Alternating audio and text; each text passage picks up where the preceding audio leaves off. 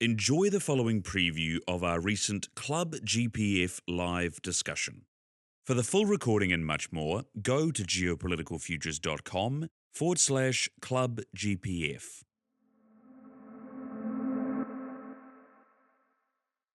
Now, the American view of Europe is that we have been involved in 3 wars we didn't want to be involved in because the Europeans were not careful, were not aggressive enough to hold the view. The first was World War I, where we had to intervene because the Germans were going to take France.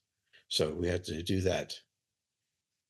In the Second World War, we can't name all the actions we took in Europe or how many died. In the Cold War, my war, uh, we didn't fight. And one of the reasons we didn't fight was we learned certain things in the other 2 wars. The first, the importance of allies and suspicion of allies, that they could be friends and then turn into enemies and create difficulties with American troops, their lives at risk. So the US developed an instinctive view of Europe. It is a place where we must be to prevent the worst, a treacherous place where all the speeches don't really matter. And that's what the Cold War was about. We had to be there. The Soviet Union was in a position, as Germany had been, to advance into Western Europe. And that would cost us a great deal in terms of our own national security. We can discuss later. But we saw this threat and sent our troops to these distant places and stood guard. And Russia failed. And one of the striking things to the Americans was no one said thank you. We had stood there at the borders in the cold weather, at the Fulda Gap. It was cold, I could assure you. And we waited there. And they didn't say thank you.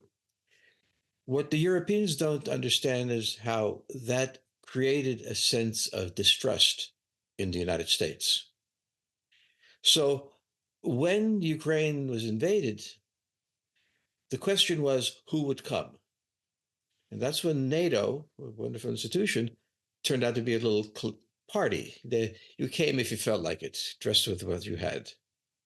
So here we were again in a situation where we felt if the Russians moved farther west, we would have another crisis in our hands. And we stood there with whoever came. The problem we have with Hungary is a problem we have with other European states. And that is, are these American allies or are they simply using American blood, if you will, to protect them? Now, we have had particular problems with Hungary in our mind because the Hungarians wanted to have their own foreign policy. They had to worry about the Russians, not as do we worried about the Russians, how do we stop them, that were unstoppable from the Hungarian point of view, but how to create some sort of understanding. When we saw this, we saw collaboration, not survival. It was very difficult for the Americans to understand that in the First World War, the Second World War, the Cold War, we demanded alliances. And in those alliances demanded that certain actions take place. The Hungarian view was they did not want a war in their territory. It was avoidable by approaching Russia in a certain way. Now, as a Hungarian, I understand the Hungarian view, given how my father talked about World War II in Hungary. So I understand that. As an American, it is how much longer will we be required to manage the European chaos without committed allies? And Hungary became the poster child for this because it was in such a strategic place. If the Russians were going to come, they would come through there. There was best place to do it, among other places they could enter. So we looked at Hungary and said, we stood with you during the Cold War, saw the Soviets fall together. What now? The Hungarian view is, as my father would tell me, what now is no more. We don't we are not going to have this war again. He said, well, I left Hungary because they're always going to have a war. They just can't help it. But I think the Hungarian standpoint is outside the framework of the standpoint the Americans were given by their history in Europe.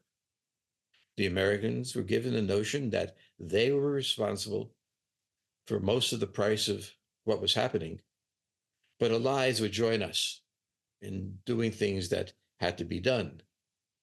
And in this particular war, it was much more chaotic than the Cold War or World War II. And the Hungarians stood to protect itself. And the Americans could only, at this point, think in terms of betrayal. Because our history for the past 100 years has been in Europe and has been betrayals that have happened many times, yet we fought on. So these are two different viewpoints of two very identical things, each from the standpoint of the two countries. For the Hungarians, what is the next catastrophe that is going to envelop us? And how can we prevent it without the Americans dominating us? But mostly, how do we prevent it? And the United States is saying, why are we here? Why aren't the Europeans here at the door? And why is this happening?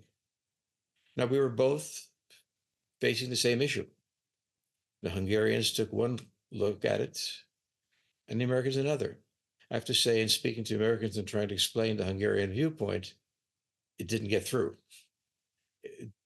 For the Americans, Europe is a place of war and allies. And you're either ally, subordinate, or you're not there.